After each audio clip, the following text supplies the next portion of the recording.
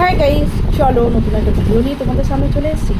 ভিডিওটা ভালো লাগলে লাইক কমেন্ট শেয়ার অবশ্যই। আর আমাদের ক্ষুদে শিল্পীরা কী প্যান্ডেল করেছে তোমাদেরকে আগে দেখাই। প্রথমেই দেখিয়ে দিয়েছি রবীন্দ্রনাথ ঠাকুর, তারপরেই আছে বর্ণ পরিচয়ের লেখা ঈশ্বরচন্দ্র বিদ্যাসাগর। আর চলো আমাদের ক্ষুদে শিল্পীদের কত সুন্দর ট্যালেন্ট, প্রত্যেকটা ক্ষুদে শিল্পী মিলে এই প্যান্ডেলটা তৈরি করেছে।